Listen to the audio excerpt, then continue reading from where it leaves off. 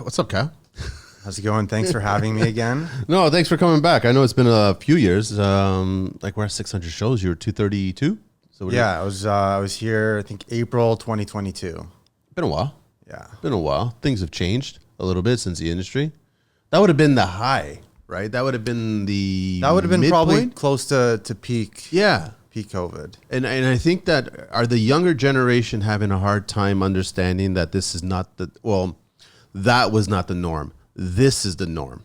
Yeah, that's what I've been saying for a while now, and I know you've been saying it as well, that a few years ago, just things it wasn't reality. Like now we're in reality. Now we're at what normal is with interest rates. Interest rates are normal historically. We never had it so good, so low.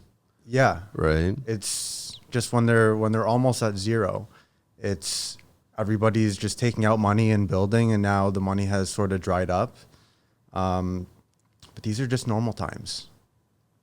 I kind of wish, I don't know of anybody that's really educating. I'm not just talking about construction in general, but just I go back to the educational process of educating people. Can we go back to the mindset of you buy something when you have the money, not when you have the credit?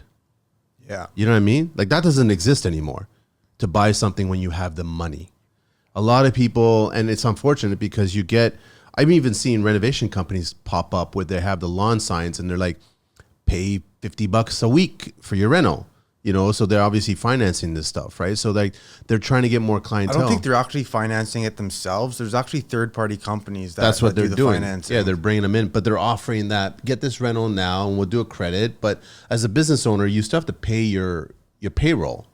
So you're still paying them in full for doing the work. I remember we looked into the financing a couple of years ago for these companies that offer it for our clients, and the payment terms were ridiculous. Like they wouldn't give us a deposit, and I think 70% of the payment was once we're done the job.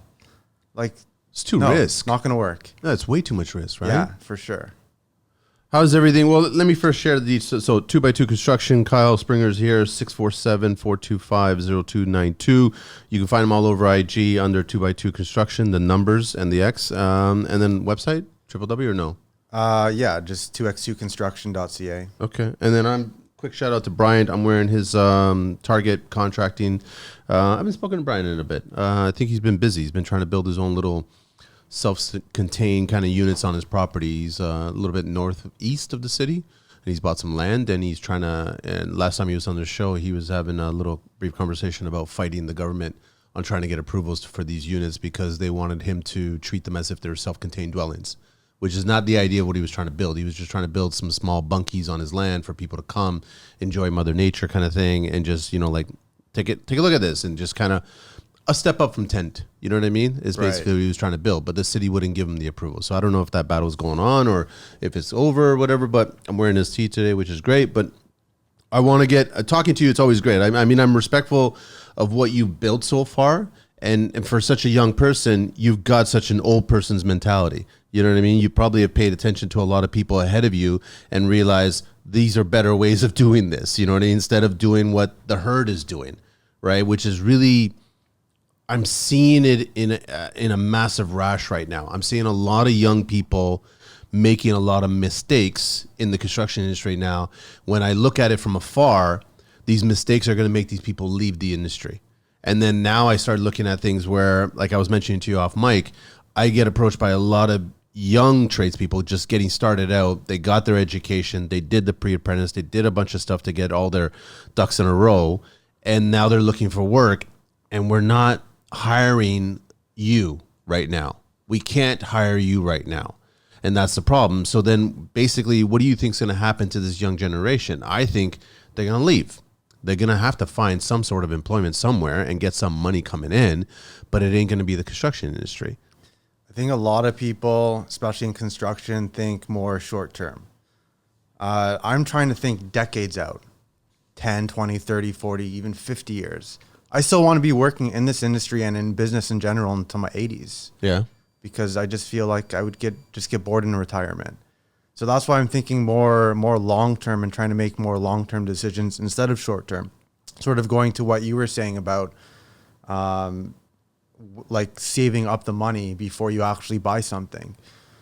We focus mostly on construction management, and we don't even have a company vehicle, and we're doing like a dozen projects at the same time. Company vehicles, pure ego. Like Sometimes it depends. Sometimes you need it, but I've seen companies that are just a few years old and they've got like a dozen brand new trucks that are fully wrapped. It's like, how are you affording this?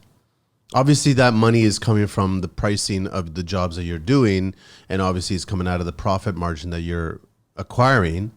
But is it necessary to do that? I don't think it is. I don't, like, I remember when we last spoke, you talked about how you were driving a much older vehicle, a sedan, a car, and not have that mindset of having a truck, not having a fleet, not having any of that stuff, because you were like, that's not what's really moving my company forward. Yeah, like I just drive a 2021 Honda Civic, and I can get a dozen 2x4s in there. You could be if very resourceful. If I really need to, but the seats go down. Yeah, and but I try to avoid doing stuff like that, and it's just about proper preparation, using delivery companies like Toolbox and Bebo, and Reno Run went bankrupt. I think it was last year. Yeah. They were just growing way too fast, and that's what happens if you try to grow too fast. You're gonna be like a company like Reno Run, where you're getting in all this money and spending and spending and spending, and then you just become illiquid because you just didn't have a proper grasp on your finances. So what's the first thing that you would tell a young tradesperson coming into the industry is not look at having all these upfront expenses or these monthly bills? Because when you start carrying this float, what I noticed when I started talking to a lot of the other companies that were expanding in the peak in 2021, 2022, when everything was really good, they started expanding. They were getting these offices, these shops, vehicles, sign, all kinds of stuff, right? Doing all kinds of promotion here and there. They're promoting hockey teams, golf clubs, all this other stuff, right? But now what's happening is that they're trying to pool their resources together just to keep their monthly expenses up. And I'm like, so you're basically just surviving at this point. So I agree with you that you get the young people coming in, they want to look like hotshots, so they want to get all these things. But that's the bad move. Yeah, if you're trying to be a subcontractor, drywaller, framer, electrician, plumber, it is so easy for you to get business, especially when you first start. All you have to do is go on Google, make a list of 100 builders, call them, and then just figure for every 100 calls you make, you'll probably land one of those builders as a client. So if you have that mindset and just hustling when you start, you don't need to advertise, especially if you're a sub-trade, because essentially who are the gatekeepers to your work? That's the builders. Yeah. So if you develop those relationships with the builders, they're going to give you consistent business. At the same time, if you keep outreaching to other builders, it's just so easy to get the business. What do you say to the kids that are saying they're already using somebody that's my trade? How am I supposed to get in there if they're using somebody that's already my trade, right? Well, then you just call other builders, because you're going to get, and you can also follow up with them in the future, because you're going to catch a builder at the right time. Like We've been using some trades since we started 5 years ago, 2x2.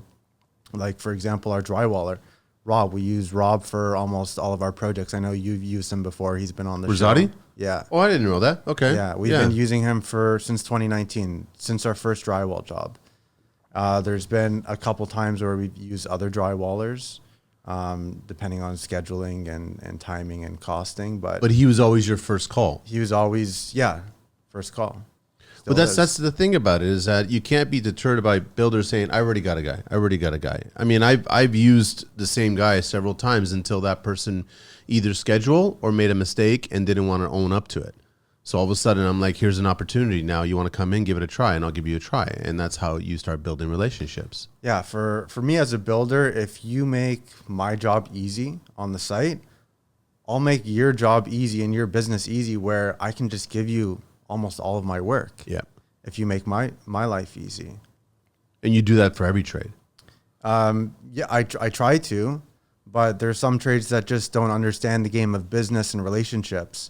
When I first started in this industry, or in business for myself, it's been about 10 years now. Yeah. My dad would always tell me, what business are you in? And I would keep saying construction. And then he's like, no, you're in the people business. And then I didn't really fully grasp it until years later, that this is a business based on people and relationships. Twofold: the crew building and the client purchasing. Like, you got to understand that. Yeah, so there's like trades like drywall where we've had good success over the last 5 years where we've mostly used one drywall company, but then there's trades like framers. We've used, I think, 6 or 7 different framers over the last few years. What's the reasoning why you've had so many more framers than drywallers? Well, coming from a framing background, I sort of understand on the framing side that a lot of these guys, they're just not very good with dealing with people, and their emotions flare up when things are stressful. They're working in tough conditions in the cold. They're working in the heat. Yeah. So then emotions start to come involved, and sometimes they lash out. And sometimes you just have to just accept it, let them cool down, and then just have a conversation with them when they cool down. But sometimes they just don't get it. And that's going to be the first and last job. I've seen, I would say, out of all the trades, the framing trade is probably the one that has possibly the most turnover. Because, and what I mean by that is that you'll get someone who's young, wants to change the mindset of what that particular trade is all about, because the one that they're replacing had this ego grow too much, and they grew their business too big, and they had too many people on staff, too many trucks, too many whatever, right? And they just kept on doing that because they thought that was a sign of growth. So here comes the young hotshot coming in, scaled down, working just as good, not all that overhead, and then proving that they can do a good job. They get an opportunity to get a job, then they do it, they do a good job, and all of a sudden they're happy, then they get another job. And then what I see, like clockwork, that same young framing crew becomes that older eagle crew. You see it, right? Yeah. I see it so many times, man. And I'm like, what is it about this framing part? I don't know what it is, like, unless they just think that, oh, you know, we make everything come to shape. You know, I mean, we're the first crew on the site that basically puts an outline on the project. I get it, but you guys can also do that without the ego and do that without all the overhead. Like, I mean, I was just talking to Tim from Pound per Pound out west there, and he's downsized because of the economy, right? So it's like he's, you know, 2 guys had to go because they couldn't survive in the scarcity of work that he had going at that particular time, and they had to find something. So he's still managing. He's managing with his much smaller crew. And I think that the framers that know how to handle things with just like 3 people do far better than the ones that have this ego. I need to grow and grow and grow and grow. Well, that's a couple of things I've realized with framers in general is that I haven't seen really any framing company that has expanded more than a couple crews. And from my experience, expanding to the couple crews, it's tough unless you have like a very, very good lead on site. Then either you're managing the 2 crews where you're making less money. Yep. The only way you can get that money back is by bringing in a 3rd crew because you're focusing more on management, or you have to physically work in one of the crews yourself as a lead. Which it's a tough balance. It's for any business. Like when you start out, you're just stuck wearing all the hats until you can save up enough money to hire people to fill those roles or those other hats. But when you're first starting, you're gonna you want all those flashy objects, like the new tools, like the truck. And that's where a lot of people falter. Like myself, when I first started, I got a brand new truck. And then after 2 years, it was a lease. And then I was stuck with $30,000 that I had to either buy out the truck or return it. But the truck had a bunch of damage and I couldn't really return it. So I just had to buy it out and just work to pay it off. They didn't have the cushion? Or is that just only allowed on personal vehicles, not truck vehicles? I got the warranty where it's like for any scratches or dents. Yeah, but there's a cap on it. Like it's like a dent that's like bigger than a nickel you have to pay for. I remember when I got, what was it I got? I can't remember what vehicle I got. I remember the sales guy trying to sell me the pitch, and he was like, you can bring this car back with the door ripped off, and we'll still accept it at the end of the lease. And I was like, don't tempt me, man. Like, I will actually do that. I'll rip that door off and bring it back to you because I don't want the vehicle at the end of it. I'm not buying it outright. But I never did. I had enough and then it's gone like that. I wanted to ask you, Kyle, do you think money-wise, let's go back to the framing crew. If you've got one crew, you're doing really well, you've got a builder. Builder's keeping you busy. Maybe you got two builders and they're keeping you busy, so you're hopscotching the projects, right? Do you think getting that second crew is about making more money? Because I don't think you make more money by getting that second crew. You don't. I think you're only going to start making more money once you get into crew 3 and 4. The second crew is when you actually probably take a loss in income unless you're physically leading one of the crews and working full time and then spending your nights and evenings or early mornings doing all of the back end, the paperwork or whatever you have to do as for a business owner. But then if you have a problem on your other site and you're working in the one crew, it's like now you got to go deal with that. And now you're stuck with the guys that are inexperienced on this site. And then you're trying to get to a third crew because that's where you can start making money, but you can't get to that point just yet.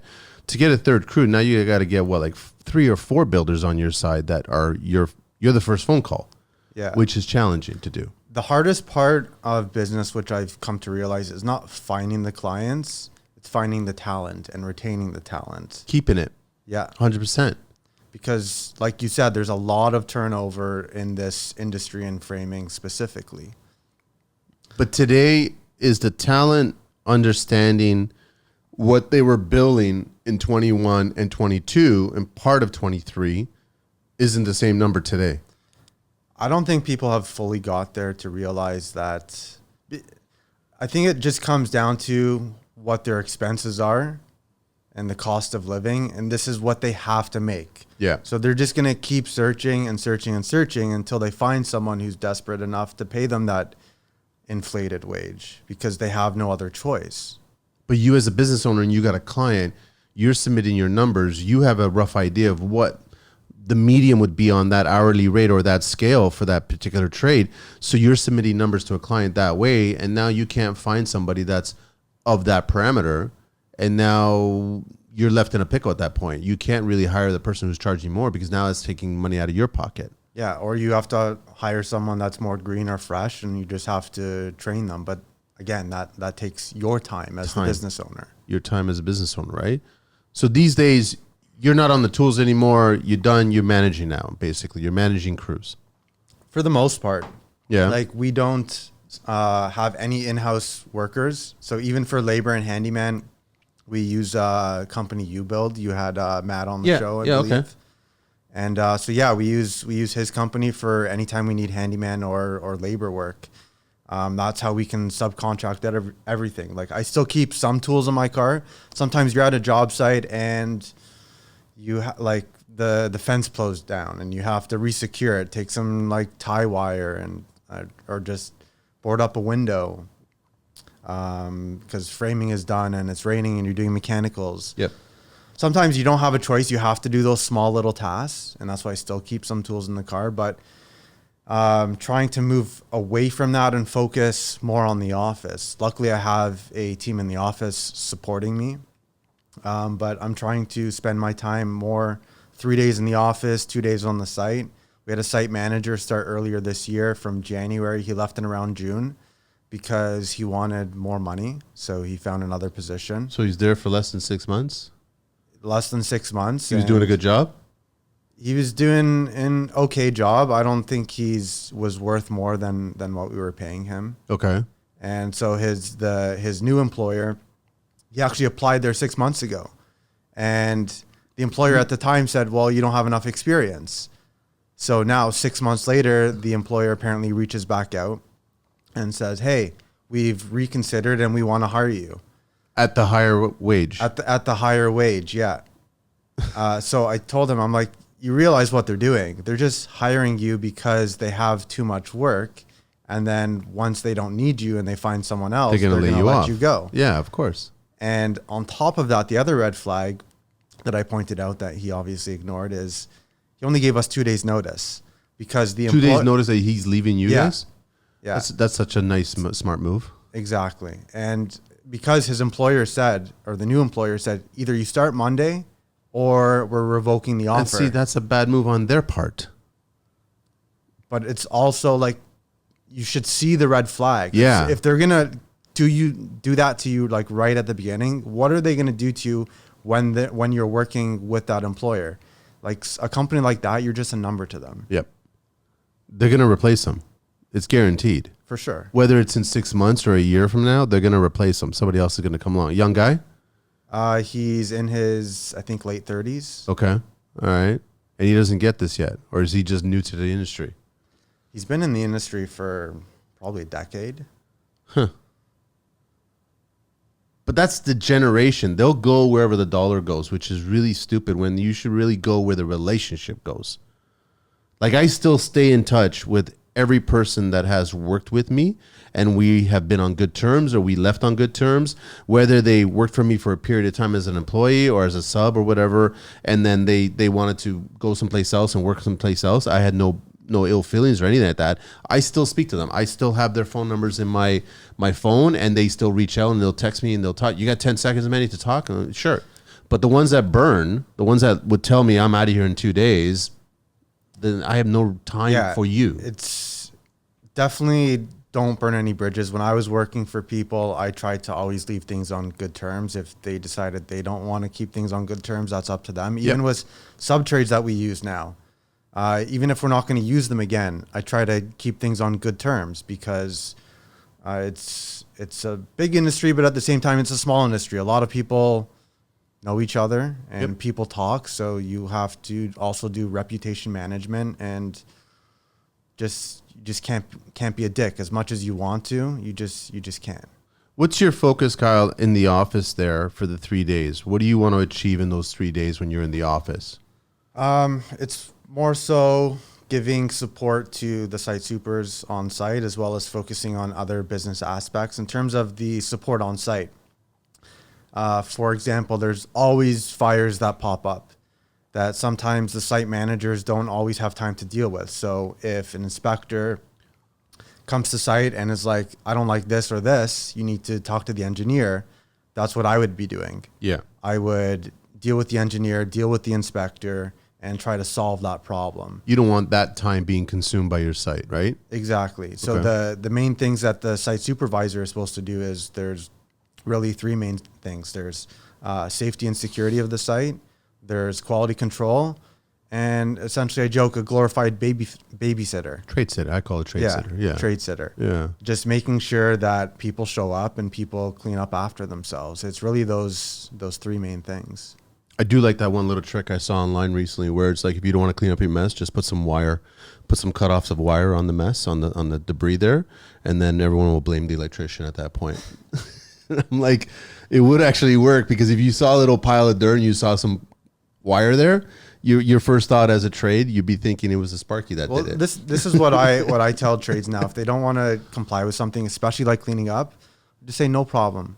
I'm just going to keep this in mind for future projects when I'm tendering it out. Simple as that. They totally change their tune. Of course. They don't understand how when it gets lean, like now, like the phone calls are going to be few and they're going to be very critical.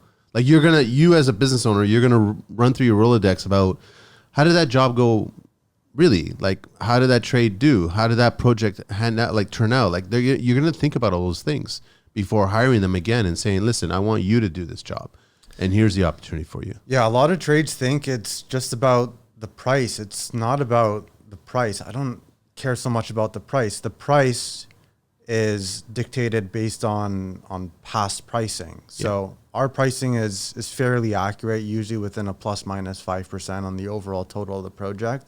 But there's so many other factors that come into play. You could be half the price of someone else, but if you don't have the other factors like quality of work, good communication is a huge thing, reliability. Just transparency, keeping the client and the crew totally informed of everything that's happening. Yeah. Whether they're good and bad points during the project, just keeping them informed. Like, one thing very few trades do is, at the end of the day, like, just take some pictures, send them to me, give me an update of how it went. If you need to come back for another day, even though you were only scheduled to finish like today and you got to come back tomorrow, just let me know. Don't just show up the following day. If I have somebody booked and I have to push them, or if you guys have to work together, it's just about communication. That's the main thing. It's even with our clients, just having good communication, always being reachable. And I tell my clients that if I don't answer the phone, I'll call you back because either I'm in a meeting. Emails typically are a bit slower, but calls and texting, it's always usually within a few minutes to an hour that I'll respond back. Texting is the best. I mean, if I'm not in the country, texting is the best way to get a hold of me. Yeah. Second would be DM. Last would be a phone call. Like the phone calls are kind of hard, right? And then since I've ever changed to my phone to be vibrate all the time, I don't always see the phone going off at that time, right? So I'll see the notification coming from the text or the DM. But yeah, communications is, and same thing with the trades. There's no reason how, I get that you're working, doesn't matter what trade you are, you're in the middle of something, but you are going to be notified or you're going to feel that the phone has gone off. So then you got to just check it in between you're doing your work, right? Mm-hmm. And I tell some of the trades, I say, I'd rather you call me 1,000 times than not at all. Because if you keep calling me, I'll give you the answers you need to have the finished product that we're expecting and the client's expecting. The worst is when the trades just make assumptions. They just assume that it should be this way or should be that way. But sometimes it's better not to make the assumptions and call for clarification unless you have prior rapport with that builder and you know that, okay, this builder likes it this way. Because every builder likes stuff slightly different. Excuse me, sorry? Because every builder likes things slightly different, right? Yeah. There was one time I visited Jim Carrick's site, and it was one of these unicorn moments that I saw where he was just showing me the drawings of this really intricate home being built in a nice area of the city. And then after he showed me the drawings and he was just laying everything out, and I was really respectful of, there was a lot of detail in the drawings, like a lot of detail. It was almost bringing me back to the old days of drawings where you see things how you could take this drawing and you can give it to anybody in the industry and they'll figure it out, right? But on top of that, there was that whole design book. So on top of the drawings being laid out, there was another larger book that almost, he shows me, he goes, have you ever seen one of these? And I was like, what are you talking about? He opens it up and it was literally every single item that was going in the house and the specs on it, the instructions on everything. Like we're talking about the appliances, we're talking about components, electronic components, we're talking about anything to do with details of that home was in that basically that catalog, right? And then you can flip through and it was actually connected to the drawings. So if there was a notation on the drawing of a specific design element and there was a number code to it, it was in the book and then explained to you. So then you can be on site and review it and you wouldn't have to make the phone call. Unless it was a really complicated situation. But he was showing me this and I was like, dude, this is far and few. I've never seen this before. He goes, well, this is what sometimes you pay for, you pay a premium for a certain architect, a certain designer. This is all part of their price. This is what they include. So then everybody's on board. Nobody needs, because at that point you get clients that don't have the time to be part of meetings constantly trying to review everything and making sure everybody's on board. You want trades to understand what's the objective here. And so here you go, and it's on site at all times. But most of the time, you don't get that because I think that's not the Jim's norm. Doing probably more design build where he gets a client and then he'll bring in an architect and then he'll work with the client and the architect, or vice versa. The architect brings him in, which we're starting to do more of the design build lately. But if you're just given a set of drawings, you sort of have to figure out all the detail on your own. Yeah. For every job, whether it's a design build or just a build. We use Builder Trend. So in Builder Trend, we have all of our selections, all of our appliances, all of our fixtures, flooring, like everything. We make the client select everything before we even start construction. So it's similar to what he has, but we have it in like the digital version instead of like the physical. Because you need these things, right? I like to think about the old school way of where you come on and not all the answers are there as kind of like a crash course in construction. So at least if you're aware that this is missing, then when you do see it on the site, you're like, okay, I'm grateful that it's there now. Right. People are paying attention to it. And especially when you're doing custom homes like he's doing, you got to have the detail. Yeah. because there's just the project itself, like the physical aspect is detailed, so it has to be also detailed on paper. I want to ask you about how's the inspection process been for you, because we recently did a show where we're 3 times slower than the slowest part of America getting their inspections. Like we're, I think, at 280 days on average to get a permit. So are you talking about permits or like inspections during construction specifically? Permits and then inspections. But I guess the inspections are being okay. They're being all right these days. But it depends on where you are in the city. I've noticed on the outskirts of the city, more East York, Scarborough, Etobicoke, specifically in Toronto, the inspectors are more easygoing. Once you get more to the downtown core, they pick up on everything, and some things are just absolutely ridiculous. I had an inspector on a project where there was a piece of blocking we did on the flat because we had a duct running through that joist cavity. Okay. And he's like, I need an engineer's report for this. Are you fucking kidding? I'm like, seriously? So I called up his supervisor and I asked his supervisor, I'm like, do I need an engineer's report for this? I've never heard of this ever. No, you do not. He's like, no. So why was he being a dick? It just depends on what side of the bed they wake up that day. Like with this guy specifically, I've noticed depending on how he feels, so sometimes he's easygoing, sometimes he's more tough. So he's a repeat offender. He just depends on the mood he's coming in at. Pretty much. And he doesn't have the thought process that the sheathing on top has been glued, has been screwed, and then there's a blocking underneath that's anchoring the bottom point of the joist, which you're having the 2 points secured. So that he's like, that's not how it's detailed in the drawing, so I'm not going to accept it.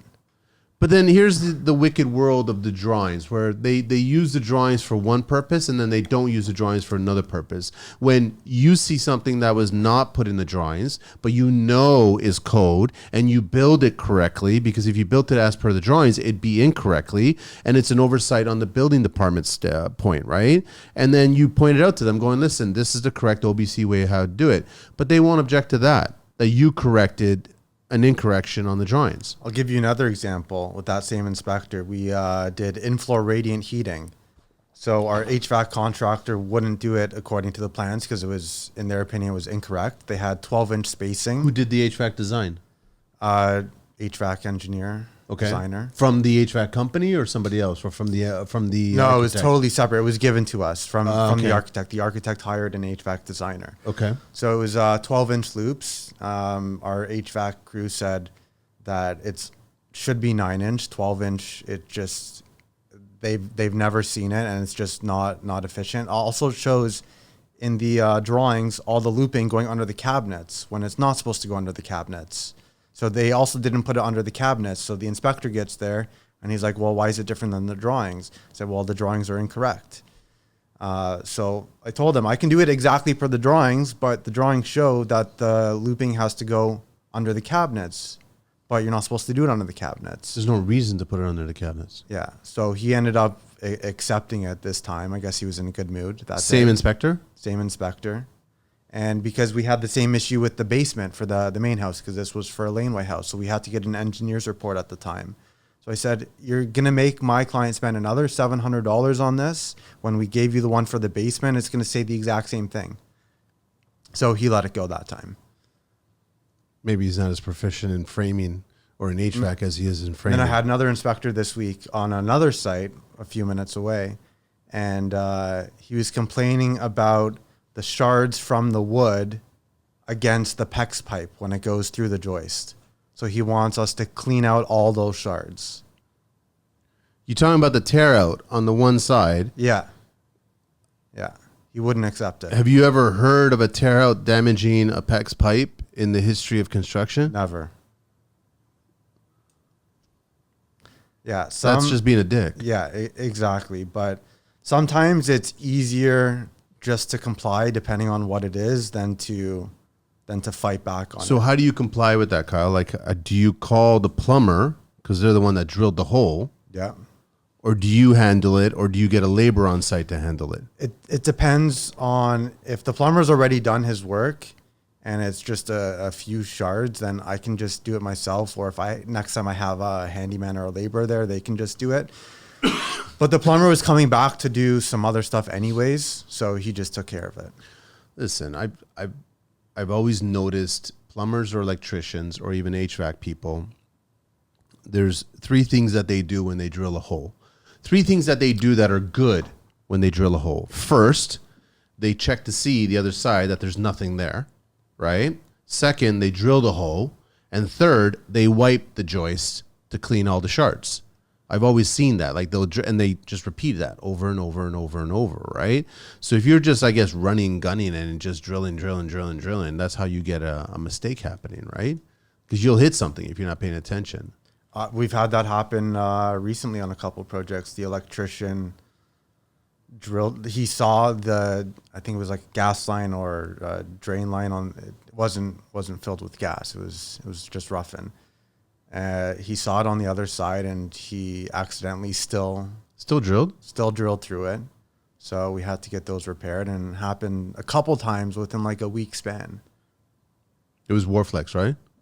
Warflex is the yellow flexible one. yellow, yeah. Yeah. See, what's kind of funny is ever since they got rid of the hard pipe, like he would never have been able to pierce the hard pipe, right? But hard pipe would have cost so much more time and money to do it. But listen, I'm a fan of the flexible too, but when I see it, it's so easy to drill through it. Like it is so easy to drill through it, right? Yeah, especially sometimes like when you're drilling, you can see the pipe on the other side, but it's just like that last little bit when it pokes through. It's just the force of it. Sometimes it's hard to rein it back. I wish architects would start getting into the mindset of creating channels like how they do for commercial construction. So there's always channels for all your mechanical runs, right? Like you just, everybody chases down this one avenue, and it would make life a lot easier instead of having to get all the trades to drill through so many holes through joists to get through all their stuff, right? Well, what happens in commercial is I think they're using more 3D modeling. Yeah. So they can see those mechanicals and how they run and cross over each other. But at the same time, there's a more cohesive team. You have somebody that's managing the architect, the HVAC, the electrical engineer, and sort of bridging the gaps for all that stuff. But with residential, you have an architect who will just get an HVAC designer. Oh, great, you did your plans. Okay, I'm not even going to double check it to make sure that everything flows together. I'm just going to accept your plans, and then I'm just going to put it in for the permit application. See, that's the problem, though. You're getting an HVAC designer who doesn't even go on site to kind of take a look at the progress. They're just looking at the drawings, and then they're calculating their design based on those drawings. The worst is HVAC designers in renovations when they don't see it. I can understand for a new build, but for a renovation, we had one. It was just a small little addition. They're like, oh, just extend the trunk line. No. It's like, just extend it. Where is the trunk line? No, you can't do that. And secondly, what type of runs am I supposed to get off that trunk line? Yeah. And then we had a whole issue trying to figure that out. And then I asked the architect, I'm like, well, why didn't you bring the HVAC designer to site in the first place? He's like, it would have cost the client more money. It's like, so what? It's part of the process. It's going to cost more money now when we have to try to figure it out on site. Yeah. Right? A lot easier to do it on a pencil on a drawing than it is on a sledgehammer on a site. Frank Lloyd Wright. That's basically the mindset. You can't leave everything to the trades to solve on site. And that's why we've started getting into design build, is just because there's just so much frustration of what we've been given and how poor planning and oversight there's been. It's not even just the poor planning. It's also about what you've designed doesn't tailor to the client's budget. So if the client has a budget of $500,000 and you're designing something that's going to cost $700,000, well, now the client has to spend more money to get the drawings redesigned, or they have to find more money to build what you've designed. Yeah. You ever ask the clients if they asked the architect what the budget of this would have been construction-wise? Yeah, sometimes they do, and usually the architect is incorrect. Oh, always the architect's incorrect. Unless it's an architect that's also a builder, somebody who's very familiar with what it really costs, and that's rare, because that's not the majority of what's going on. But they're always giving you almost this TV discounted price to the clients to keep them happy, because now they're babysitting their client. They're just trying to keep their client happy and making sure that they don't fire me. So then they're going to tell them, yeah, this is about a $500,000 reno. Then once you start tendering it out to builders, they're going to tell you it's $700,000 rental. Yeah, that's why it's always good to have a builder involved from the beginning, because not only can the builder foresee challenges that may happen on site, at the same time, the builder can give you budget updates as they go along. So I've always said it's not the ABCs, it's the BACs. It's the builder first, the architect second, and the construction third. That's generally how it should work. The client should find a builder, start having a conversation with them. This is the type of house we want to build. This is what we're thinking about. What do you think is a rough ballpark? Builder starts giving you some realistic numbers, and then you start giving it to the architect, and then you start working in conjunction. And then you start going back and forth, and then guess what? The client is given the right number, within probably 10 points at that point. And then all of a sudden they're like, okay, we're not over, we're not under, we're right on bang. That's so it. when we're doing a design build, for our ballpark, our preliminary, without having any information other than like square footage, bedrooms, bathrooms, and just seeing site conditions, is like plus minus approximately 20%. Okay. And then every time you develop the drawings after preliminary, it gets down to 15%. Okay. After the architectural and before the consultants, 10%. And once you have all the consultants, then it's plus minus 5%. And we hold that plus minus 5% into construction itself. Because last time I was here, we were talking about a little bit of cost plus and fixed costs. We were doing fixed costs at the time. In the last year, we've moved more over to cost plus. And what was the primary behind that? it's more so that we were finding with fixed cost that we weren't making as much as we wanted because there is just unknown variables. And then if you were trying to build in that 5%, you would have been maybe too high on the job to get the job. Yep. That 5% buffer. But now with the cost plus, not only is our gross profit more accurate, it's actually within, I think our gross profit is on average 20%. We're within 0.0% of that 20%. So just slightly under. So overall on that 20%, it's like a less than 1% margin. So there's more predictability in terms of our income and our overhead with cost plus. So with the fix, you were not that close. You were probably 5% off. Sometimes you could be 5% off, and then now your profit is down at 15% gross. Yeah, which doesn't cover the expenses. But also, in the last couple of years, we've been constantly updating our budgets. We have a feedback loop because we're doing about 15 projects a year now. Of the size projects we do, anywhere from $500,000 to $1 million. We have this feedback loop that we get the prices in, we update the budgets, and then as the new drawings come into price, it's based on recent and current data. So for us, it's all about the data and the numbers. It's the numbers speak volumes. Whatever the numbers say is what it is in terms of historical data.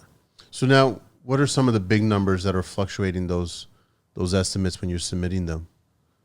Are we still talking material? Material was I mean, as much as everybody was working peak wise, things have been getting more stable recently in terms of pricing, for sure.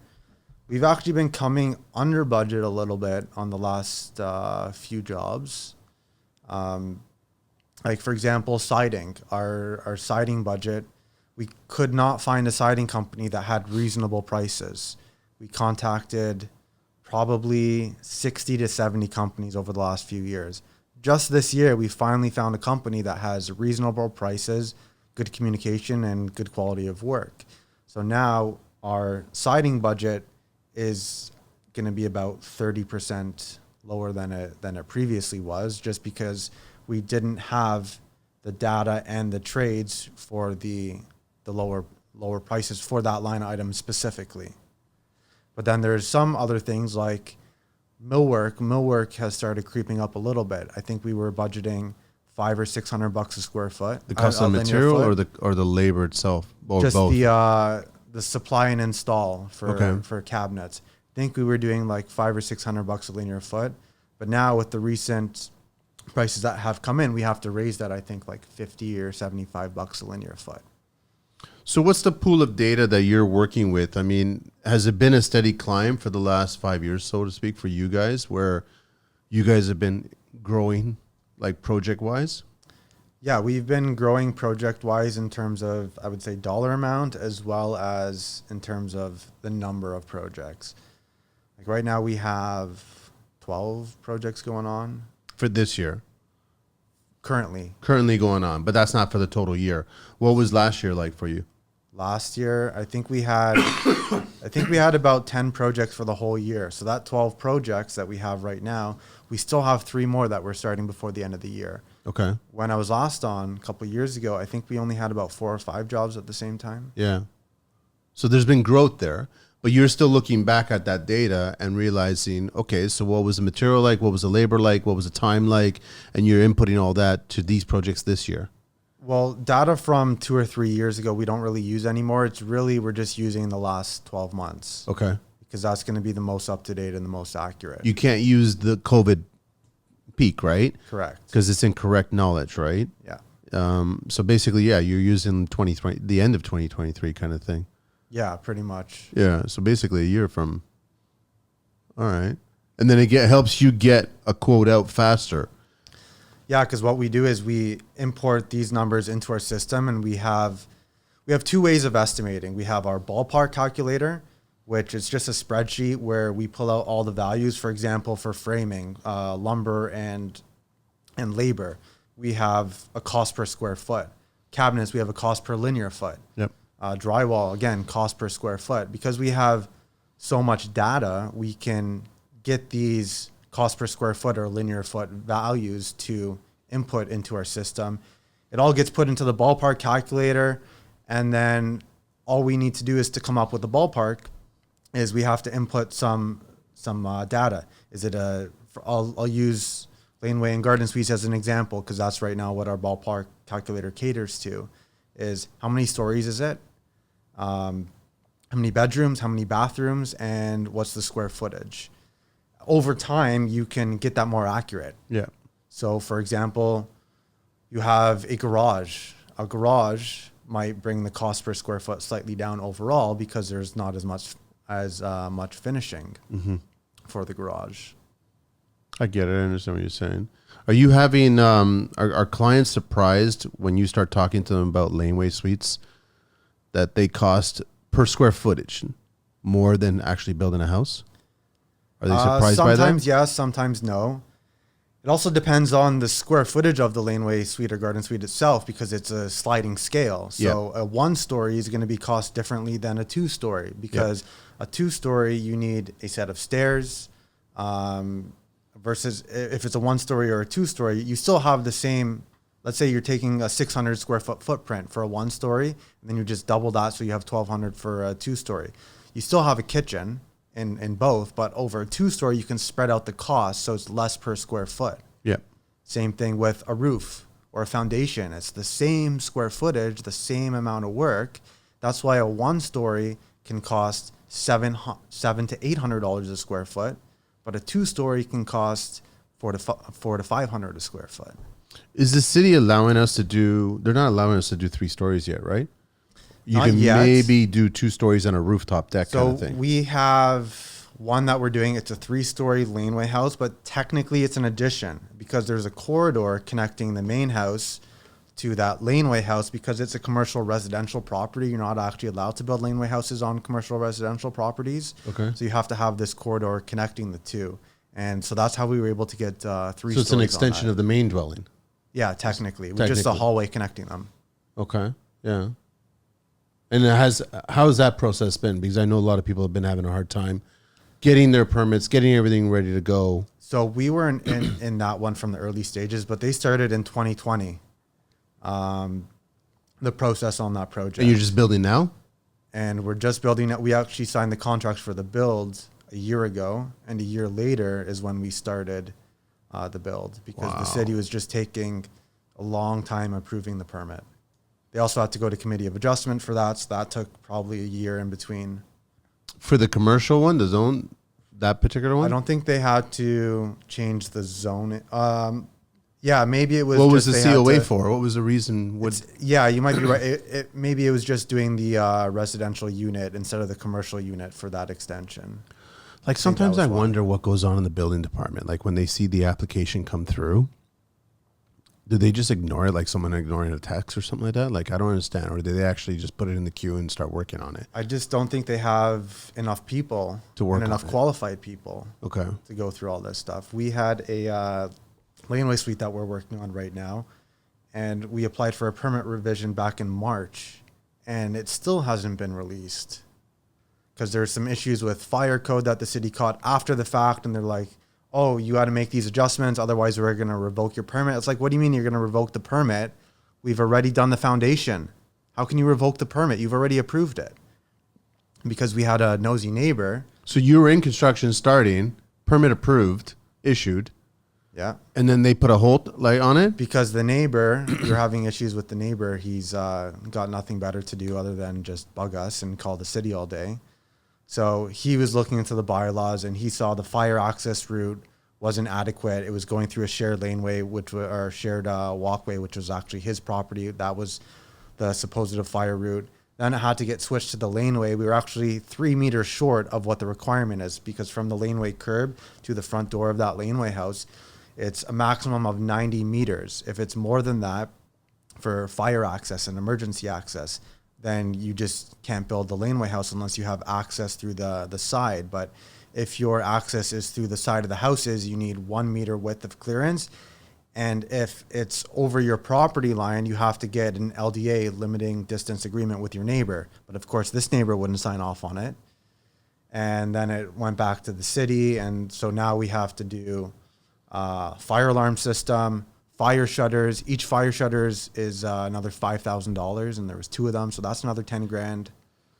See, I don't understand. Okay, so was that fire access for firefighters to get into the dwelling in the event, or is it fire access for people to exit the dwelling from the laneway side of it instead of from the front of the dwelling? I think it's more so just for the firefighter access and emergency services like ambulance or So- the stretcher. How many laneways have you driven down in Toronto? Like I've driven down quite a few, right? Yeah, a lot. All the garages are literally right tight to each other. There is no access. You have to go through the garage. Yeah, so you the emergency services wouldn't be driving down the laneway. The reason why they have that 90 meters max is because I guess that's how long their fire hoses are. And they have the 1 meter wide clearance because that's what they need for a stretcher to get by. Yeah, but so now, okay, so you're building a dwelling now and you're asking for all this fire protection. So you're putting sprinklers in, you're putting shutters in, you're putting all kinds. No sprinklers on this one. I actually don't know what the criteria is for needing sprinklers in a laneway or garden suite. We never had to do them. But the fire alarm system, so what it is, you have like a strobe light on the outside of the building that will flash. It's hooked up to the smoke detector. So if the smoke detectors go off, this strobe light will flash as well as there's a panel on the inside that I think hooks directly up to the fire department. So they get notified if there's an issue. And then the homeowner will get a bill if it's a false alarm. Probably, and they also have to pay a monthly charge of. Oh, you have to pay it monthly. Yeah, I don't know what it is. We haven't actually installed one before. This is the first one that we're going to be doing. So we got the quote, and I think it was like $30 a month or something for the monitoring. How did the homeowner react to all these extras? He wasn't happy, but he didn't really have a choice, and You can't continue construction without doing this. Pretty much, yeah. Like we still built the building. We finished the framing. We're starting mechanical rough-ins next week. Still don't have the revised permit because then the city threw on another curveball. They're like, well, now we need you to pay. It's $200 for a permit revision. Okay. But now they threw on another $3,000 charge for like the TDSB charge. I don't know what it is. It's obviously for the Toronto School Board, but why do we have to pay this now when we already had the permit? What's And they that approved charge? it I don't with understand what that charge would be. Some development fee. So you're paying into the school board Yeah. for what purpose? I have no idea. Man, I keep saying Toronto's one of the most corrupt cities in North America. Oh, on top of that, on the same project, the same neighbor has a tree. It's a massive tree, and we have to excavate for a walkout at the front of the house. Okay. So we also have a city protected tree. We have all the hoarding, the horizontal. We have the like 2x4s up around the trunk of it. So we had to get an arborist to supervise the dig. And that was for our tree originally. But then the city flagged this neighbor's tree. And they're like, well, you have this neighbor's tree here. Now we want you to pay a $17,000 deposit on this tree. So we did the dig. We got it supervised. And now they're not releasing it. Because now they're saying because you're replacing those interlock stones, it's going to affect the tree. So we're The not neighbor's tree. Yeah. So we're not going to release it until you finish all of your landscaping. Which is ridiculous because the city employee that was previously on the file said, all you need to do is dig this, supervised by an arborist, and then we'll release the funds. And we have all this stuff in email, in writing. So we sent all the screenshots to this city guy who's on the file now of the previous person who was on the file. Haven't heard back yet because this was just on Friday, but it's ridiculous that they just keep bringing up more and more stuff, more roadblocks, more curveballs, and then they just take no responsibility or accountability afterwards. When one person says this, then the other person says this. They also have no communication internally, is what I've realized. That's part of the poor management of this city. It's done by design. Like they just refuse to. They understand that these organizations should be communicating with each other, but they don't allow for that to happen, which basically just prolongs the process of construction now. Instead of you finishing a project, because obviously you submit a quote, you also are submitting internally a timeline, but you're giving that timeline to the client as well too. So you're getting this quote, you're seeing this project, for lack of a simpler term, you've got a whiteboard. This project starts in March. It's going to end in September. But now you're dealing with all this stuff that's going on in May, June, and July, which is going to affect September. Yeah, exactly. And this is the city doing this. We have a Gantt chart of all of our projects, when they start, when they finish, how many slots we have open. And then as projects get delayed, you have to keep closing off spots for new projects because of all these delays, whether it's city or otherwise. Now, as a business owner, you can't go back and charge like fees on top of this because now this is consuming part of your profit, right? Because you're spending more time and effort managing this job. And then you have to let your crews know, okay, you guys can't go any further on this project. I'm going to move you guys to this project now. And you have to start working on this project until we get the answer from the city on this project. Then I'll get you guys back on that project. Yeah. And then you have the trade contracted for multiple projects. The other project was delayed, so they're going to hop on this one. But now you have another one started, but they also have to go back on this one. Now they're colliding on multiple projects on your sites. Now you're waiting for payment on this one because that one's not done, but you can't have the crew there so you can get the payment from the client until they finish up that one, which was supposed to be this one and then that one and then that one. Do you think things will change after October of next year?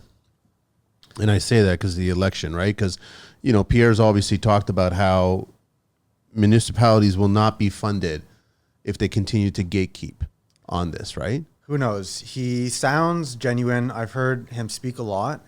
Usually, if you listen to someone speak or see them speak, usually after a certain amount of hours, you can sort of get a gauge for what they're really about. You can see through the bullshit if you see enough. Yeah.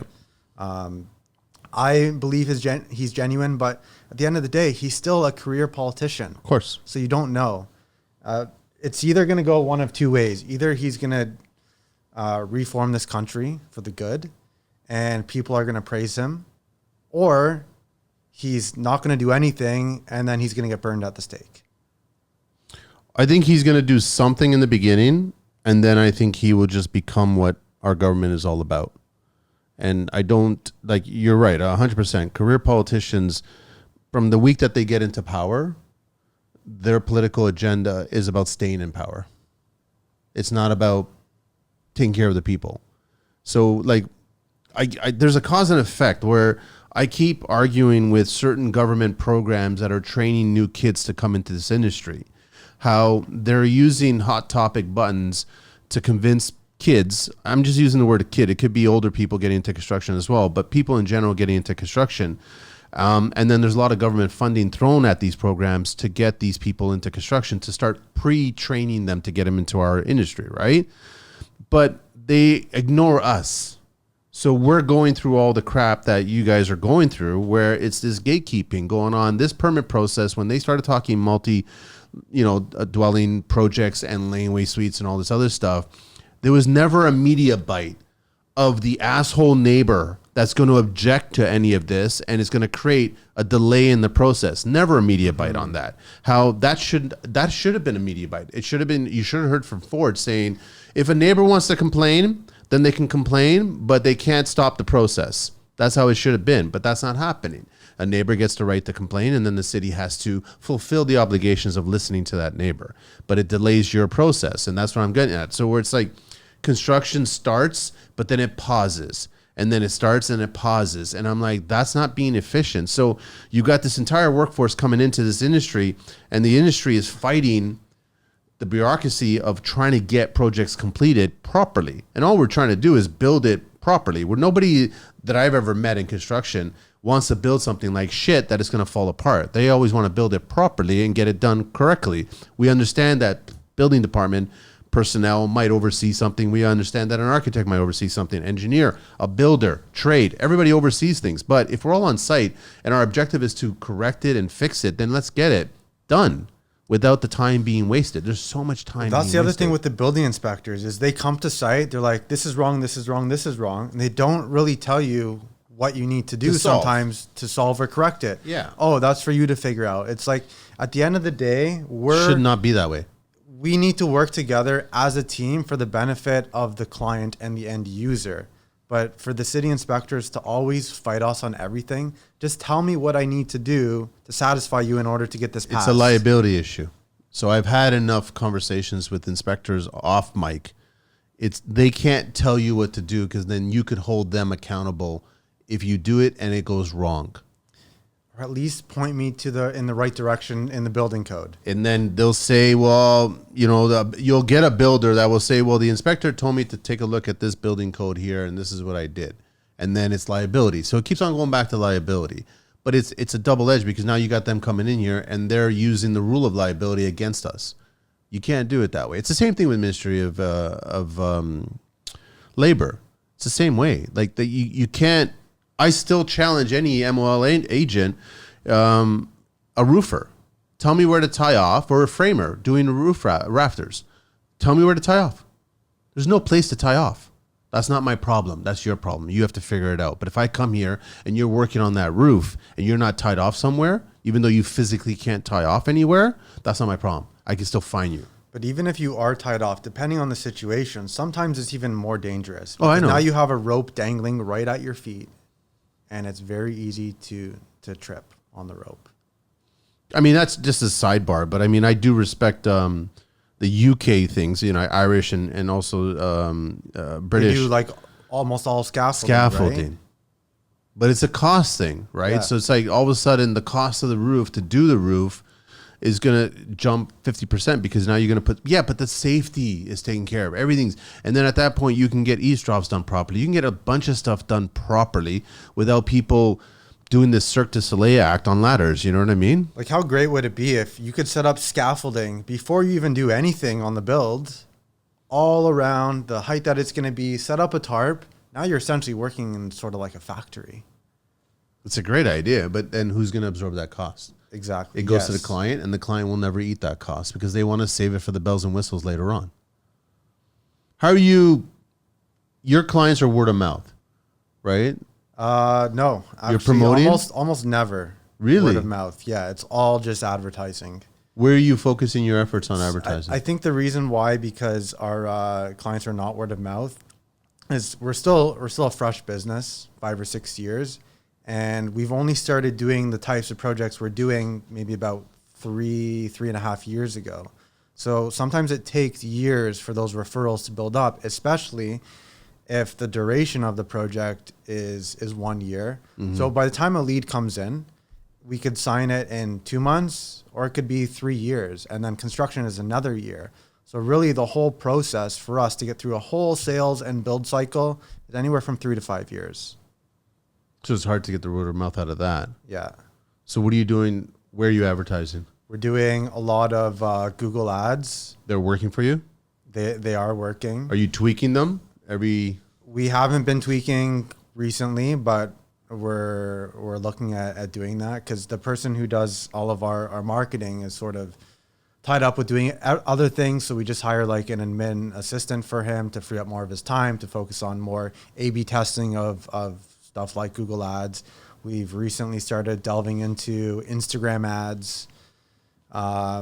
There's something that I found out like last year that the City of Toronto and other municipalities, I think it's only Brampton and the City of Toronto, they offer all of their permits online.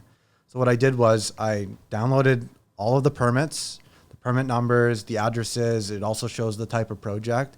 And I literally sent out 5,000 letters to all of these addresses to try to get business. What was the return on it? Like lead wise, did you get what percentage I of that? think it was about 1%. Still a good number. Yeah. So 5,000, 1% is what, about 5? Or is that 50? No, it's 50. 50. No, so then it wasn't 1%. So we got probably about 10 or 15 calls from that. That they wanted to have a conversation with you Yeah. about a future project. Yeah. And in terms, Did you look at the permit and the scope of the permit and realize they might be wanting to do something bigger later on? I didn't really spend the time going through all that. So what I started out doing is the first batch of letters that I sent out, I just looked for the tag addition or laneway suite. There was about 700 of them. So I sent out all the letters for that. Then I went more broader and just anything regarding residential projects. Then so I sent out all the permit letters for that. So it was I got a higher callback rate on the more focused, the additions and the laneways versus the more broader ones. And in terms of have we signed any jobs yet from that? No, but we still have a few of the leads sort of in the hopper as opportunities. But you're planting seeds. That's all you're doing. Exactly. It's about planting those seeds. And like I said, sometimes it could be up to 3 years before we sign a client. How much time do you figure, Kyle, that you spent doing that? Like, was it a work week? Was it a work month? It was probably, I didn't do everything myself. So I just got the list. I sorted through everything. Then I had to download a plugin where it converts everything from the spreadsheet and map it onto an envelope. So it automatically maps it onto the envelope. Then I could print the envelopes. Then I had somebody else put the stamps together and put all the, like, it's just like a 1-page document inside of the envelope. You're writing letters and mailing letters to everybody? We're not writing physically. No. But you're using a computer, but it's a physical paper that you're mailing. You're not emailing. Yeah, people. because there's no other way to do it, because all we have is their address from that database. We don't have anything else. If there was emails or calls, I would 100% do that first. No, but it makes sense. It wouldn't be. Mississauga has emails though. Mississauga, I looked into it. They don't give you the whole access to the database. You actually have to search on a address by address basis. Ugh. Yeah, What so a pain in the ass. it's really just Toronto, and Brampton was another. What's the favorite city that you like working in? We only work in Toronto. But when you Toronto, so how far east and how far west and how far So north? we'll go up to Steeles, Okay. Scarborough, and Etobicoke. That's sort of our borderline. But we have 2 main pockets of work. One is in East York, and the other one is like around the Bloor, Bathurst, Dundas area. Was it a pain in the ass for you to get around the LRT construction? Like just the logistics? No? Not really, because we don't really have many projects. That's like near Eglinton, right? Yeah. Yeah, it hasn't really affected us. Okay. And it's been good for you guys so far. Yeah. And then I'm just curious on the clientele. Like, is it a wide range? Are you getting elderly people that are downsizing? You're getting young homeowners that are buying their second home that might be their forever So home? I would say the average client age is anywhere from like 40 to 60. Because it's for the type of projects that we're doing, mostly laneway and garden suites. We also do like additions and been getting into multiplex conversions, single family home and converting into multiple units. It's either they're doing it for like a unit for their parents or for their kids. Yep. Sometimes for themselves, they'll move into the backyard unit and then they'll give their parents or the kids the main house. Yep. Usually the kids, they'll give the main house as their family grows, and essentially their plan is just sort of repeat the cycle. Then the kids can move into the back, and then their kids. So primarily is to keep it generational. It's not for the income of trying to get tenants in there. We've noticed recently in the last year and a half or so that it's been more multi-generational. During the COVID boom, it was almost all rental, but also there's been sort of a shift, right? Because laneway suites, you have the separate access. Yeah. So it sort of makes sense from a separate rental perspective. But for garden suites, where the access is going through essentially the side of the house, that's why those have been more multi-generational. Now, do people still rent them out? Of course, but it's sort of been mostly rental for laneway and mostly multi-generational for garden suites. But it's interesting that you're saying that is that's got to be because of the economy. It's got to be because of the pricing of houses and how they realize that their kids will not be able to afford to buy a house. But if you can build a laneway suite now, or at least divide up your main dwelling into a certain way, then your kids and your kids' might have something to own. Exactly. And keep it in the family at that point. Keep title in the family, right? So then you don't have to deal with until the current government changes more rules in the game, right? And that's why I also think that it's multi-generational more for the garden suites, because you can still live in the main house while that's going on. But if you want to convert the main house, converting the main house into multiple units, it's still more geared towards rental. Because if you're converting the main house, you really can't live there. So now you don't have a place to live. Now you got to go spend more money somewhere else to rent until that's ready. See, I don't think that people understand. Sometimes I look back on my backyard and I just picture a garden suite or a laneway suite in each person's backyard and what this would look like. And I don't think people really can grasp the congestion that this would create.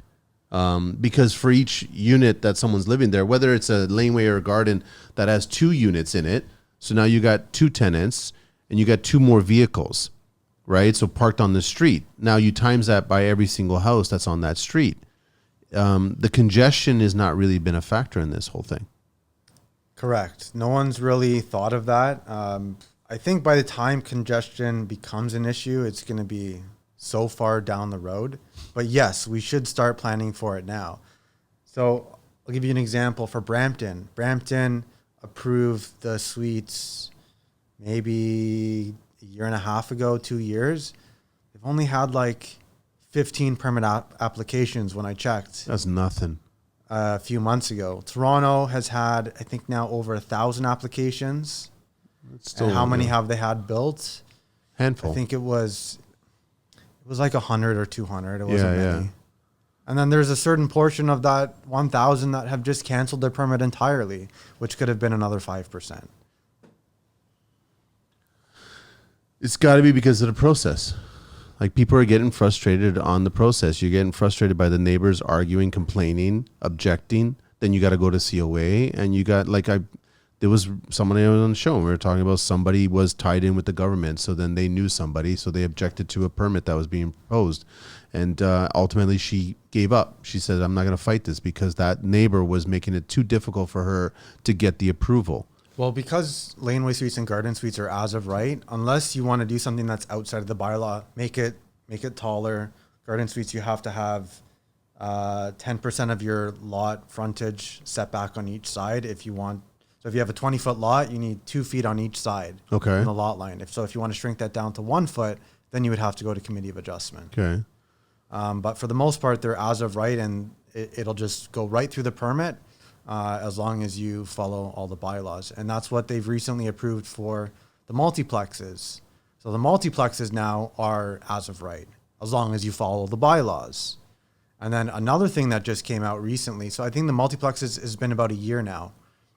But now they're doing, as of right for major streets, is up to 60 units, which is huge. Because if you wanted to do anything with a large amount of units, you'd have to essentially rezone, committee of adjustment, but now you don't necessarily have to do that. I know, but based on the numbers that you just said about Brampton's numbers and Toronto's numbers, there aren't that many units being approved or going through the process. I think it's from the client perspective. I just don't think enough people know about this. From the city perspective, I just, like you said, they're just not pushing enough through, or there's just too many delays. But even like the 60 units, that's limited. That's more of like a developer or someone with lots of money that can fund a project like that. So for the average consumer, it's not even going to be multiplexes, because multiplexes, converting a single family to 4 or 5 units, that could still cost 1.5 million. So the backyard home, specifically 1 story, is what's going to be affordable for most people. About 450 to 600 square feet costs, all in HST, soft costs like design, usually upwards of around $500,000. And that's what's usually more affordable and in the price point for more people. Then on the flip side, if this is like traditional, like stick built, one piece at a time. On the flip side of it, you have the prefab. Like I heard a show, I think it was maybe 15 episodes ago, you had someone on that bought a factory. Yeah, Faro International. From one of the big companies. Modular. But that it's great, but for certain areas. Like you can't necessarily do that in the urban core of Toronto. Prefab doesn't work in it won't work.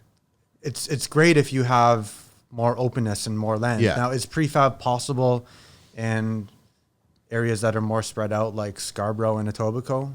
Definitely. It's still based on the lot, and I think it's very difficult to come up with one design that's going to work for multiple lots because of the setbacks. And there's a lot of lots that sometimes are just like an angle shaped where you have to make a custom design around it.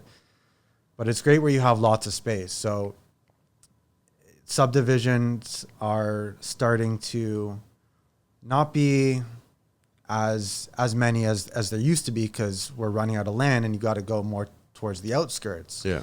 So they would just do the traditional built in place. But now with prefab is coming up more in modular, I think that would be great for subdivisions, because you have so much space. And if you have a factory close by, very easy to ship it out to that subdivision. You could even potentially build the factory on location at the subdivision if you can figure out a way to make a factory to pop it up and bring it down and move it very easily. That's already happening, with like right? tents. Yeah, that's right? already happening, where you can actually park a heat can and pull out your components that you need and build on site right then and there. And you're building prefab kind of modular on site at that point, right? You'd almost it's sad that subdivisions are slowing down. That's just a fact, right? So you're seeing a lot of projects being paused right now because they can't sell the homes to people buying in this climate right now. Nobody's buying. Pre-cons have slowed down. The only thing that's going is multi, but multi has this paperwork nightmare that's going on that you've gone through. You're still going through. Other people that are trying to get into it are going through. Excuse me. And I think what happens is homeowners look at it like, okay, sure, 400 square feet, 500 grand. That's realistically on the low end. That's what it would cost. But now you start getting into, let's say you get into that fire situation now. You start adding to that 500 grand. Now you get a client or a neighbor that's going to complain. And then you get homeowners who will sit down and go, well, here's our balance sheet. This is what this is going to cost us to build, right? And then when they calculate it and they try to figure out where's this money coming from, how long is it going to take to replace this money, whether we rent it out or whatever the story is, and they look at it like the ROI in it isn't there for them. So then they put a pause on it. So they don't do it. And I think that's part of the reason why there's too many red flags happening that are associated with these units that we need to get rid of. So then we can get more of these units being built.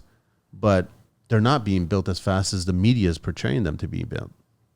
Well, I've never really seen much media portraying that there's a lot of units or that they're being built fast.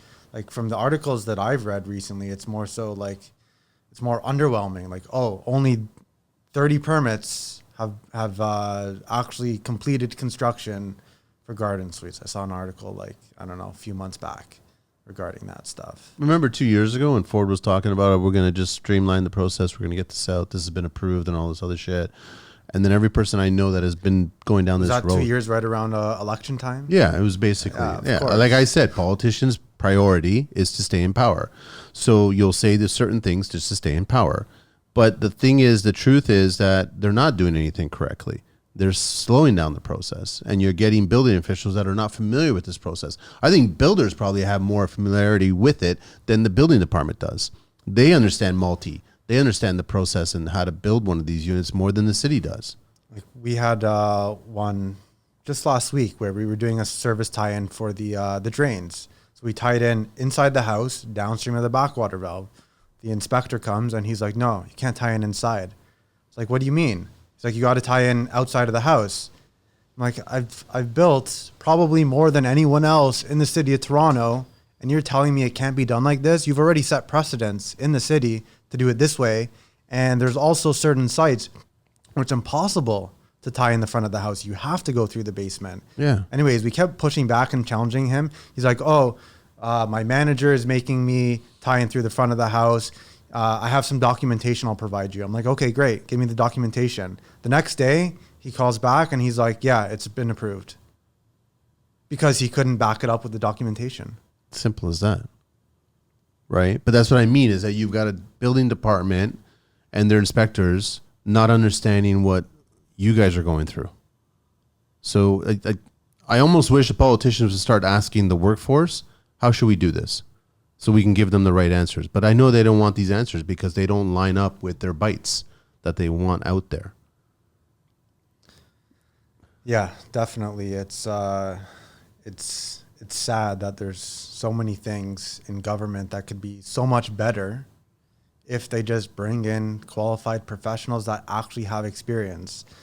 Instead of assigning someone to be a finance minister of our country that doesn't have any experience regarding that, or housing minister that doesn't have any experience. Housing minister should really be someone that's been in the industry, should be assigned to something like that role. Should be a builder. You should have a bare minimum of, I don't know, a decade of experience of actually building homes. Like you should. I get it, but the problem is that the industry doesn't want to be in suits, and the suits don't want to be in the industry. So you get the industry dictating what we should do, which is incorrect. But that's a whole other world of discussions that we can't really get into at that point. But the thing is, I mean, do you still see the economy getting worse right now just before it gets better? Or is it already on the uptick of getting better? I don't know. It's earlier this year, everybody was saying rate cuts, rate cuts, rate cuts. Yeah, we've gotten one rate cut. I was saying earlier this year, that I thought there was going to be a rate increase before a rate cut. Because usually what I've come to realize is whatever the mass market and mass media says, usually the opposite happens. It's like a couple of years ago, everybody was like, oh, we're going into a recession. Well, that didn't happen. Now everybody's like, it's just going to keep going up. So maybe a recession's around the corner. Yeah.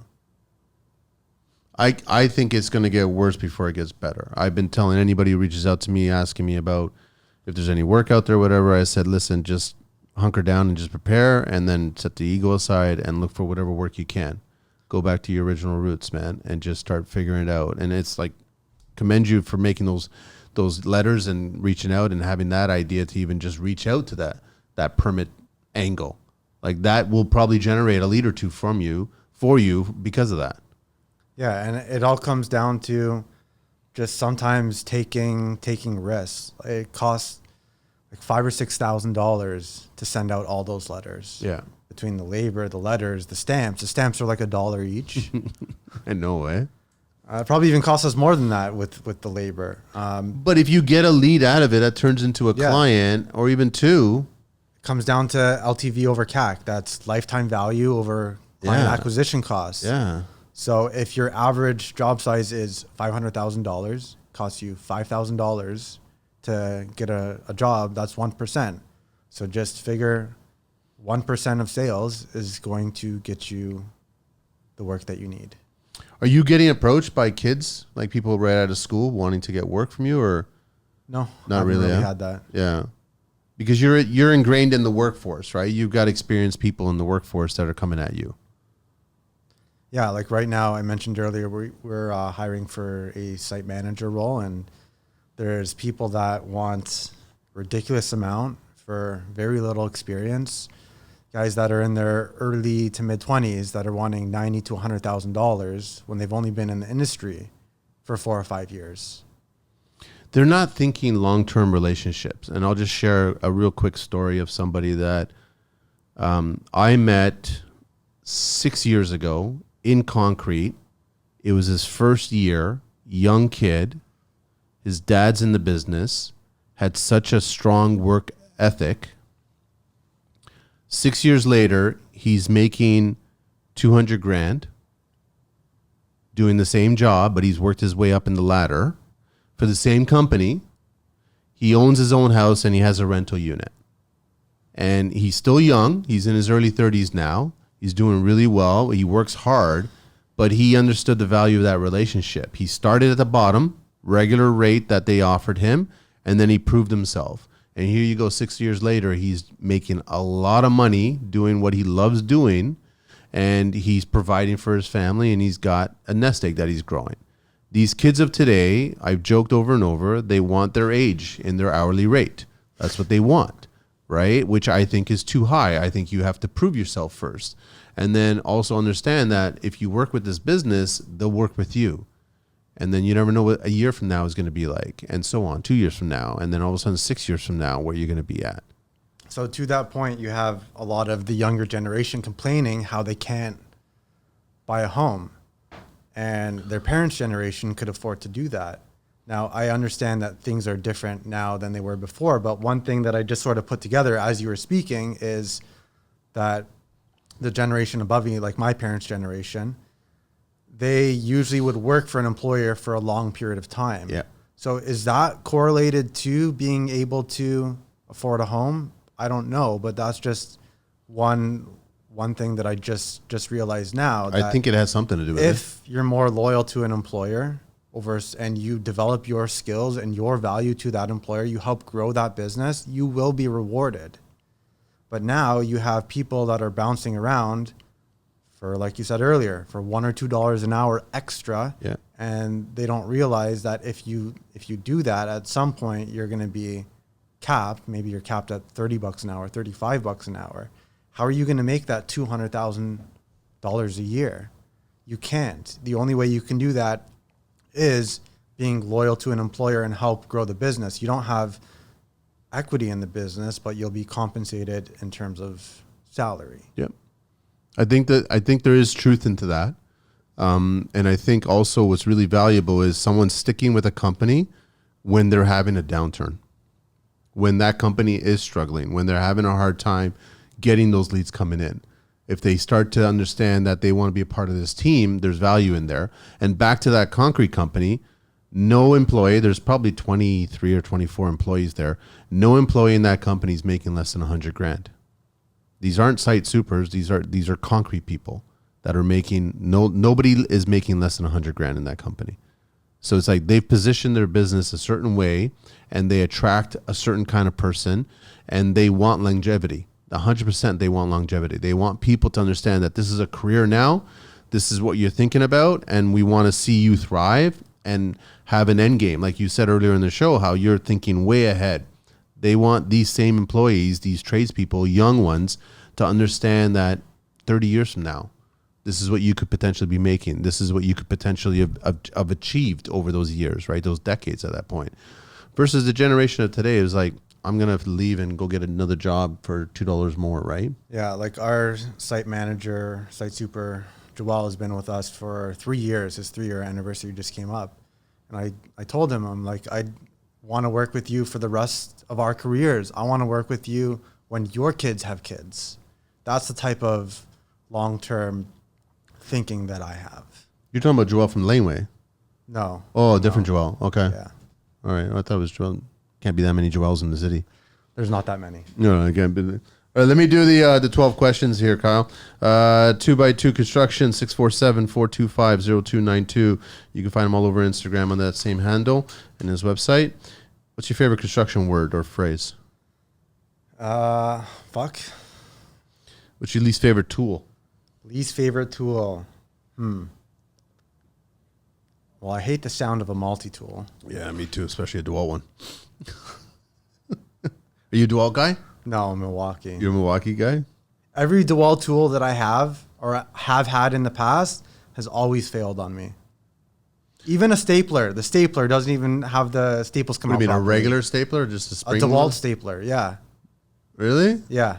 Stanley one or DeWalt one? DeWalt. I just have bad luck with DeWalt. I haven't had bad luck with DeWalt. I just find the multi-tool is just horrendously loud, more than other multi or oscillating tools.